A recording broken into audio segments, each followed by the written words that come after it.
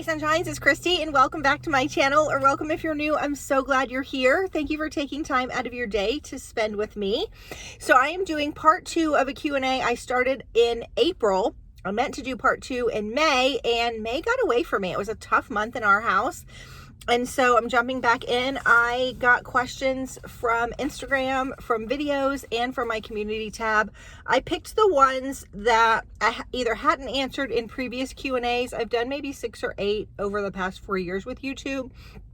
Or I picked ones that I was seeing the same question over and over again. So hopefully your question will be answered. I'm also sitting in a parking lot. You can see TJ Maxx is behind me. I went and got a smoothie. I did not mean to get one this big. I asked for a small and they were training. I think the girl just kind of was learning sizes.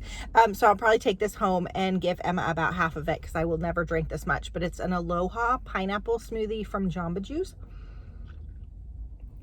But my son had a sleepover last night. We have 5 boys still in our house. And so I just decided to come and do a little car chat with you and do it this way so I wasn't disturbing them. All right, so we're gonna dive in. Don't forget to hit that subscribe button if you like this video. We're a super positive place. All right, so the first question is, what is your go-to movie theater snack? If you are an OG Georgia Sunshine subscriber, you know that my absolute favorite thing to do is go to the movies, and I haven't done that a lot because of the quarantine, but I used to have a pass with AMC where you paid $19 a month and you could see up to 5 movies a week for an entire month for that $19.99, and I took advantage of that. That was like my form of self-care.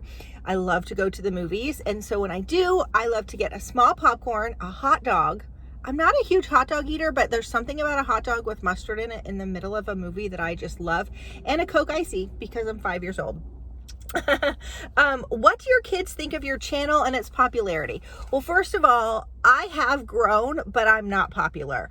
Most of the channels that they watch have millions of subscribers or hundreds and hundreds of thousands of subscribers. So in the grand scheme of life, I'm not really popular, but I have grown and they are proud of me for the growth that I've had. They support me and they're happy, but they don't really, it doesn't really affect their life because it's not really a family channel. So if I need help to take a picture or something, they will. But for the most part, I don't really think they think a lot of it. They're proud if I hit a milestone like 20K or something. But for the most part, they're just pretty indifferent. Is Georgia your forever home? I think so. I think it is. What is the difference? This is a great question I don't think I've ever had before. What is the difference between a box for review and a sponsored video? So I do about 40 unboxings a month, and there's no way I could sustain this channel and film 6 days a month, bring you 40 reviews, and be able to pay for all of those boxes. It just wouldn't happen. So companies have a PR or a marketing budget, and one of the cheapest ways that they can get marketing is to send an unboxer a box, because obviously if a box is $40, that's not how much they paid for it. It could be, $20 or $15. I don't really know how that all works. So they send it to me. They usually reach out and say, can I send you a box for review? And I have 2 stipulations. Number 1, can you please give my subscribers a discount? I always want you guys to have a discount. And number 2, I am always going to give an honest review. So if I don't like something, I'm not going to like it. So as long as you're okay with that, then you can send the box along. So that is what happens. It's like a win-win for both of us. They get pretty cheap advertising, and I am able to do content for my channel. Now, is anything free? No, because the government's right there with taxes and all of that. So even though I get a box for review, there is implications to that, just FYI. Now, for a sponsored video, a company will come to you and say, hey, what is your rate? So YouTubers typically have rate cards. There's a lot that goes into them based on your demographics, the countries of your viewers, the age of your viewers, all kinds of stuff. If a company wants a video to be where you talk about the product for the whole video, like just a whole video based on that product, or just a little mention. So there's different rates for that. So a company will say, hey, we're interested in sponsoring your channel, and they will pay you a flat rate, whatever your rate is. I only do 4 sponsored videos a month. 2 of them are unboxings. They're boxes that I had done previously before the company sponsored me, so it felt like a good fit. And then 2 of them, one's a jewelry company. I'm an ambassador for them that I absolutely love, Ana Luisa, and the other one is Skillshare, which I really genuinely love and thought you would too. I turned down a ton of sponsorship. I had a company the other day reach out to me and say, well, even if I give you, and it was like 4 times my rate, would you do the video? And it just wasn't a good fit for my channel. So people will throw money at you. My rate's not that high for the amount of subscribers that I have. People will throw money at you trying to get you to talk about their product, but I will not do that. So a box is just sent to me for review, and a sponsored video is where they actually pay me a set amount of money for the video. Okay, I hope that makes sense. Any closet secrets to fit it all in? No, I've done a couple of closet clean out videos. They're a little bit older, but my closet's the exact same, so they're pretty much still what my closet looks like. I do go through my closet twice a year and do a purge, things that aren't in style anymore, things that may not fit anymore, things I'm not loving anymore, and typically I will sell those over on Poshmark. And then through the season, like it's already happened, I have had a few things that I liked in the past that I didn't get rid of in the purge or when I sold them on Poshmark. Sometimes I'll give them to charity. It just really depends. That I put it on and I'm like, I don't love this anymore. And I have about 10 pieces, which are probably going to go on Poshmark, not this week, but later next week. And so I just am constantly updating my closet. If I don't like something anymore, if I put it on and I don't like it the first time, it will go back in my closet. If I put it on a second time and I don't like it, then I typically take it out. Because of the nature of this YouTube channel, clothes circle in through my closet, but I have things from high school still, believe it or not, in my closet. So I don't just willy-nilly get rid of things, but it's just always kind of paring down the things that you love. Any vacation plans this summer? I do have something coming up pretty close. I don't know that it's really a vacation. It's more like go somewhere and like stay in type of a thing. You will see that coming up. I will have it on a vlog. And then I have a girls trip planned to somewhere tropical. We haven't hit the pay button on it yet. We're still in the planning stages, but I think it will happen in October. I plan to take Emma to Disney World, just the 2 of us. If you don't know, I'm a huge Disney fan. I worked for Disney for 10 years and she loves Disney too. We haven't been just the 2 of us before for a long time. So we're going to do a big Disney trip, I think in the fall, and Dawson wants to do a beach trip. So nowhere super exciting, but a few trips kind of sprinkled through. I would be interested in seeing the systems you have for organizing and storing the volume of products you receive.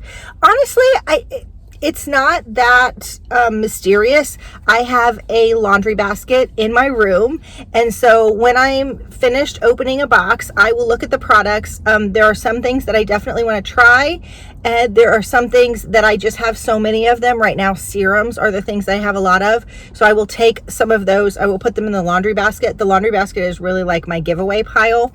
I will give some things to my daughter. If I'm going on a girls' night out with some local girls here in my area, I will throw some stuff in my trunk and let them go through it. A lot of times they'll tell me, hey, they have teenage daughters too. What do you have makeup wise that you could share? So I usually have and also have a giveaway for a women's and children's shelter. That shelter will only take certain things. So it's just about baskets that are in my room that I put things in, and then as they get filled, I filter them out. So it's really not that hard. If I don't keep it, it goes to my daughter, it goes to my friends, it goes in the giveaway basket, or it goes to charity. So it's just pretty much as easy as that. It's not really a storing or organization system. I just, as I run out of something, grab the next thing that's in the drawer that looks interesting to me and try it on. I love your cats. Can you share a little bit about them? What breed, how old, and their personalities? So all of my cats are rescues. They are, I don't know their breeds. Heinz 57 is what we used to say. Just a mixed breed. They're all rescues. Lucy, I had a cat when I got married to my husband, and she died when she was 18. Emma was probably in 3rd grade. Once the kids started coming, she had nothing to do with them. Her name was Maggie. She was very, very beautiful, long-haired cat. She loved my husband. Really nothing to do with the kids. And she ended up dying of some kidney issues. I mean, she was 18, so she had a nice long life. So about the time Emma went into 5th grade, we thought it was time to bring a pet into the house that the kids could really enjoy. Our whole backyard is pool. We don't have a huge backyard, and we have a little pool that's enough for our family, but we really don't have the space for a dog. We didn't think it would be right to bring a dog. I know people live in apartments that don't have a backyard, but we have a house, and we just felt like it would be better to get a cat.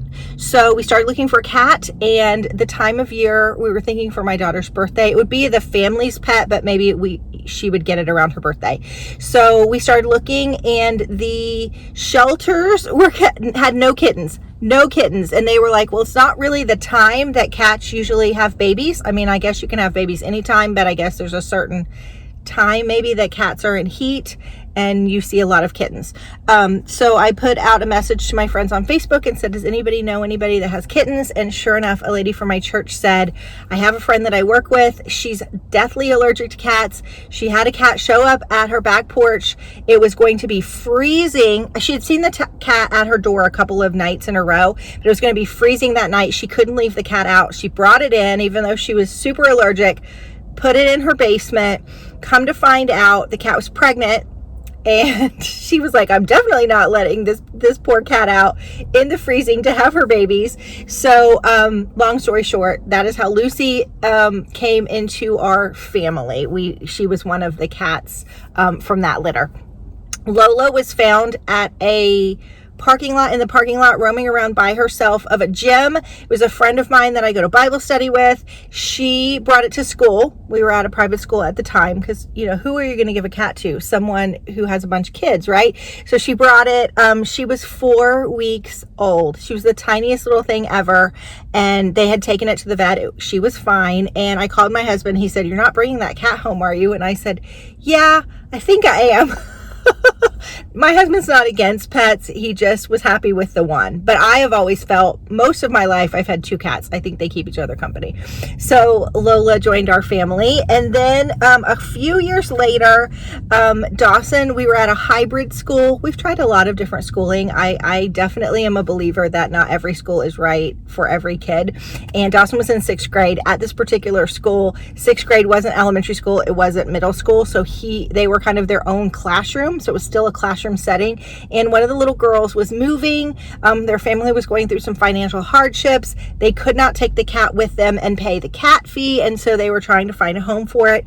This little girl was crying every day because she was afraid they were going to take her cat to the vet or the pound, and the pound was going to kill her cat. Dawson was coming home crying every day because this poor cat was going to get killed. The school was putting his picture in the school paper, trying to find a home, and finally I said, we're taking the cat. My husband was like not happy and said, we're going to keep it until we find a home for it. And I was like, once that cat enters my house, he's not going anywhere. And that is Milo's story. So we got Milo when he was a year old. And the other 2 were kittens. We call them the mean girl, the sweet one, and the boy. So that kind of sums up their personalities. Lucy has been a mean girl since she was born, since she was a kitten. She is the alpha cat, and nobody messes with her. She loves Dawson. Dawson is her person, and she is wrapped around his little finger. She's his person. Lola is sort of my cat. She kind of hangs out with me more. She's super sweet, but Lola's a sneaky one. Don't get it twisted. When you walk by, Lola will claw. She will claw you. She sleeps on my shoulder, which Emma says is a sign that she's trying to show her dominance. She You barely touch her and the cat purrs and you can hear her 2 rooms away. So she's very, very sweet, but she eats all the other cats' food. So she's a little sneaky too. And then Milo is very sweet. He does not like men. I do not know what happened in his household. It could just be his personality, but he is deathly afraid of men. He is warmed up somewhat to my husband, but you have to watch his body language, because like even just recently in a video I think I showed, he had clawed me. That had not happened in a long time, but you have to watch his tail, you have to watch his face. You pretty much have to pet him and love on him in his terms, but when he wants to be loved, he's all over you. So that's a little bit about the cats. Doesn't make you feel any kind of way knowing that people you know watch you. For the first 1.5 years that I did YouTube, nobody except my husband and kids knew I was doing YouTube. No friends, no family, not my mother, not anybody knew that I was doing YouTube. And now it doesn't bother me at all. I think sometimes my friends don't really get it. You either get YouTube or you don't. And I don't think many of my friends really watch YouTube. And so I think that they are interested in it. But I'm not 100% sure that they get it either, but they are happy for me and they like that I found something that I love and I've been able to turn it into a job. Do your kids and hubbies watch your videos? No, they do not. Neither does my mother. I don't think my mother understands how to get to my videos. I've told her.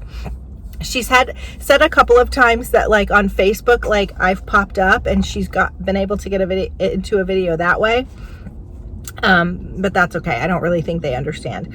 What is the worst meal you have ever attempted to make for your family? I could not think of a meal that I like totally screwed up, but I have 2 funny stories. When I was first married, I was trying to be like the perfect housewife. And I mean, I was still working, but I wanted to like, you know, be domestic. And so I decided I was going to make, I don't even remember, but I know there was mashed potatoes involved. I wanted to make mashed potatoes. Now I'm sure that I've peeled potatoes and done stuff for like Thanksgiving dinner, helping my mother or my grandmother out, but I had never done the process from start to finish. So I peeled like, no lie, like 10 potatoes. I was like, sure, that's got to be enough to make mashed potatoes. You guys, we had mashed potatoes for weeks. We still laugh about that I had peeled that almost a whole bag of potatoes to make mashed potatoes for myself and my husband. And then probably 6 or 7 years ago, I don't know why, I decided I was going to make a dinner with couscous. Couscous is nothing we'd really had before. I had it in like a salad or something and was like, this is really good. My kids were traumatized. My kids eat anything and everything. They are not picky eaters, but they still talk about the time. Mom, remember that time you tried to make us eat couscous? I don't understand it. My husband too. Nobody likes couscous, and they still talk about the time that I tried to make them eat couscous. Horrible parent, right? My favorite guilty pleasure TV shows. Oh, y'all don't judge me, but I love some Bravo. I love Housewives. The only franchise I haven't watched was Salt Lake City. It just didn't appeal to me.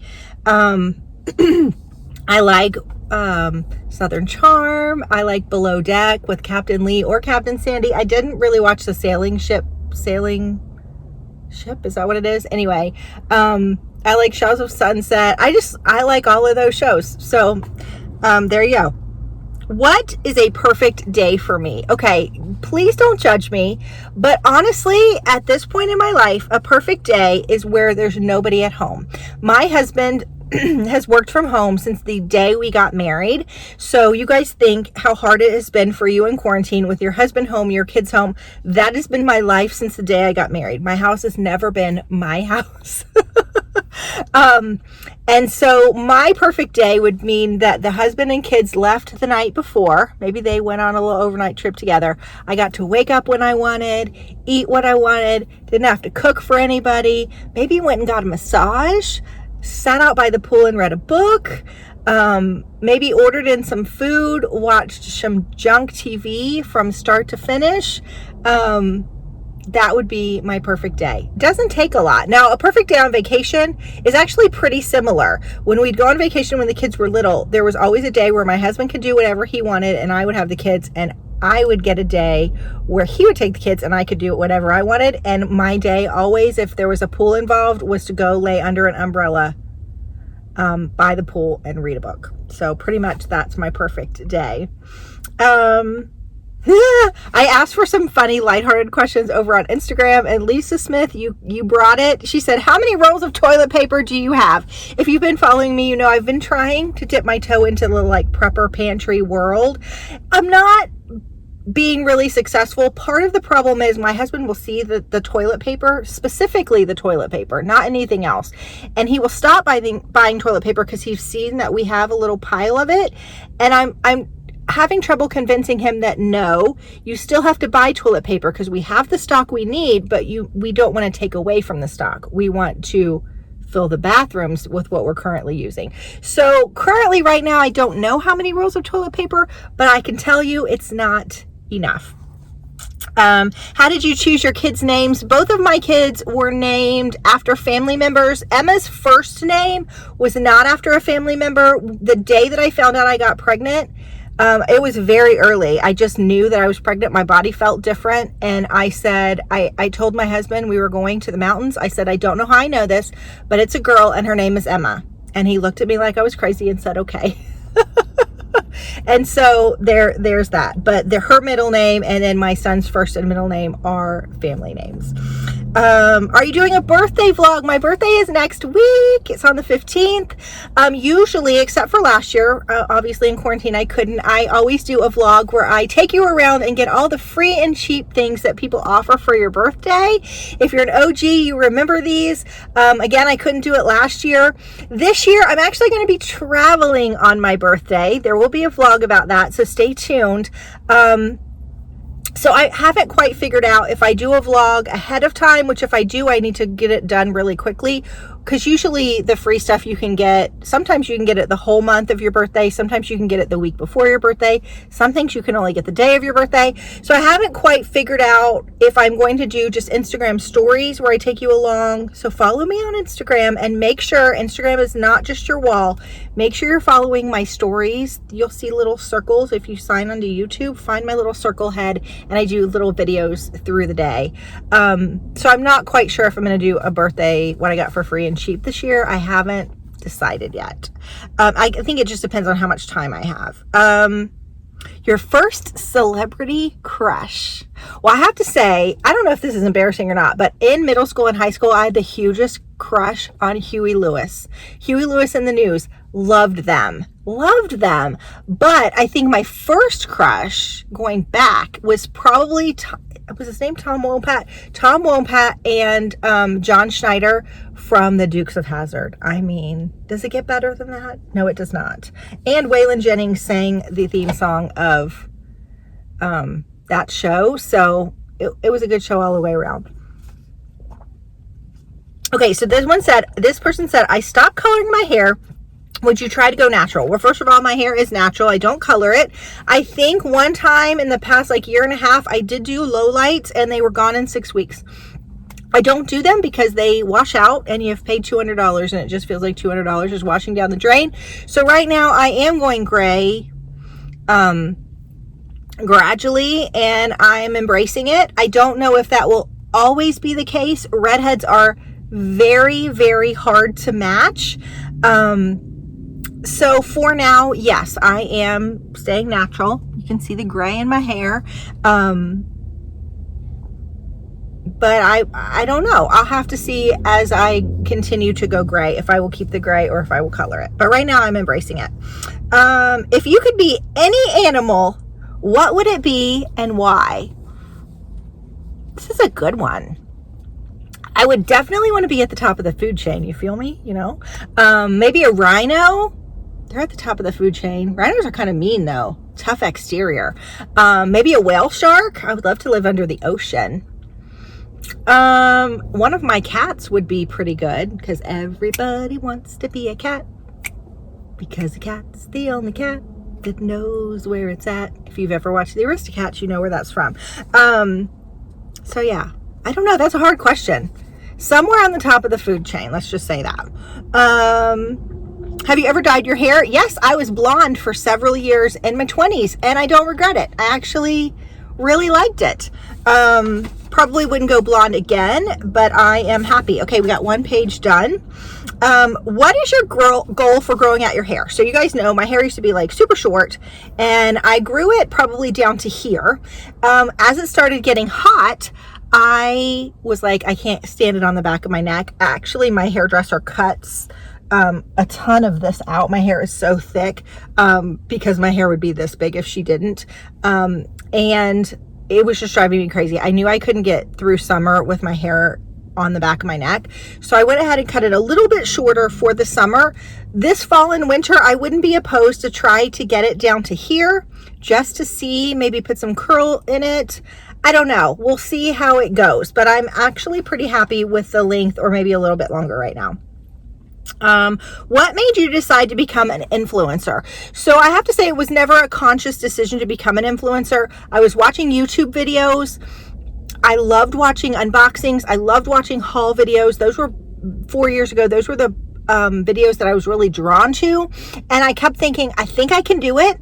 My kids were older. I was always the Girl Scout leader and the room mom and all the things that I could do around my kids. But as they were getting older, they needed me less. They wanted me around less. How dare they? And I just decided to try it. It was going to be a hobby, and it just kind of became something else. When I started out, I actually didn't start out to be an unboxing channel. I thought I was going to be a vlogging channel, and that just didn't work. My husband doesn't like to be on camera. My daughter, you'll see her once or twice a year on videos, but she doesn't really like to be on camera. And it just seemed to be that my niche was unboxings. And a lot of people have a problem with the word influencer. I don't. I think if you're honest and you give real opinions, then that is okay. And so yeah, I didn't start out to make this my full-time job. It just kind of worked into that after 4 years of hard work. Ooh, I think it's gonna rain. What type of shows do you and your husband watch together? Zero. We have total opposite taste. First of all, if we find a show that we like, my husband falls asleep within 10 minutes, which drives me crazy, because if there's like a couple of seasons or something, I can never get through it. I'm a binger through and through. Like, let me watch episode after episode after episode. And with him, it will take him a couple of days to watch one episode. Second of all, we have very different tastes. He likes true crime. I don't want to hear about somebody murdered, or husband plotting to murder their wife, or a kid being kidnapped. Or I don't want to hear any of that. I like to watch like Grey's Anatomy type things. I don't mind to watch a surgery scene. It doesn't bother me. He freaks out about that. And I like reality TV, which he has nothing to do with. So there are very few shows we actually binge watch together. I think our last one was Jack Ryan on Netflix. We really liked that one. If you could curate your own subscription box, what kind of items would be in it? Let me say this. If I have a list of things that I don't want to do in my life, making a subscription box makes the top of the list. I have no desire to ever curate. Now, that's not true. To ever make my own subscription box. Would I love to curate a subscription box for a box where it was like a Georgia Sunshine box? I actually made that suggestion to my bestie, the Yvette Renee, and she was able to do that with a company. So I would love to curate a box for a company, but I would never want to make my own subscription box. I have no desire. I know too much behind the scenes shiz, if you will, to ever want to do that. That's all I'm going to say about that. Are there still any boxes you have yet not to review? Thousands. Have you ever been on a cruise? Yes, I have. Cruising is fine. I liked it when I went. It's not my favorite way to vacation. If I had a bunch of girlfriends say, hey, let's go on a cruise, I would be there. My bestie and I talked about doing a cruise, and we, I think, have very different views. She was like, let's get the cheapest room, and I was like, no, I need a room with a window. And so it's very interesting when you vacation with friends. I think what people put their priorities in. I want a room with a view. So anyway, I wouldn't be opposed to going on a cruise, but is it my, like, I'm dying to go on my next vacation on a cruise? No. What was your first car and what do you drive now? My first car was a Honda Prelude. It was navy blue. It was so cute. And the car that I drive now is an Acura RDX. I've had an Acura MDX when Emma was born. I drove that car for about 11 years. Then we got another one, an Acura MDX. I didn't even want to look at other cars. I loved that car. I drove that for about 7 years. And then we traded in for this one. I thought that I wanted to downsize. I didn't need the big MDX. I like the RDX, but I do miss my MDX, I will say. But I'm an Acura fan. It's starting to get hot. So you know what? I'm going to put my air conditioning on and turn on the car for just a minute because we are almost done. I hope the air doesn't bother you. Where do you see your channel going? I am actually going to be working with a graphic designer and a marketing person here soon. It's kind of expensive and I've been on the fence, but I would like to do a little bit of a rebrand for my channel, probably late summer, maybe even early fall. Just to give it a little bit more of a professional look. I'm going to be trying to update some things in the way that I do them. I'm really taking some time either late this week or next week to tear apart my channel again. I try to do this every couple of months, bring new boxes to the channel. Old boxes will go. I have made a decision that a box has to do a certain amount of views in order to keep it, and that doesn't speak to the box. The box can be really great, but the views indicate whether you guys like to see it or not. So I'm trying to have a good amount of staples on the channel, staple boxes, but newness also. So I guess that's what I'm doing. Somebody asked if I were to have a second channel, what would it be? I've actually asked a couple of years ago. I asked if you guys wanted me to do a second channel that was more lifestyle, which is what a second channel would be. And overwhelmingly, like 90% of you said no, keep everything on one platform or one channel. That's hard because if I try to do anything else, a vlog, a cooking video, a makeup tutorial, anything like that, YouTube doesn't know what to do with it because I am an unboxing channel. That's where they've put me, and they don't know what to do with the video, so they don't push it out to you guys, so it doesn't do well, which means it doesn't behoove me to do those type of videos. So I've been trying to drop a few of them a month just so YouTube will kind of see it in the algorithm a little bit, but the boxes are king. You know, right now I think I have 12 or 15 boxes that need to be filmed. So lifestyle videos that I want to do kind of get pushed to the side. So if I did a second channel, it would definitely be more lifestyle content, cooking, hauls, maybe styling videos, some of the other things, reviews that you guys want to see that I just don't have time to do on my channel. All right, so that was my Q&A. I hope that I answered some of your questions. I hope you enjoyed these type of videos. If you'd like to see another Q&A in maybe the fall, I would definitely consider doing that. Don't forget to hit that subscribe button, and I will see you soon for another video, guys. Bye-bye.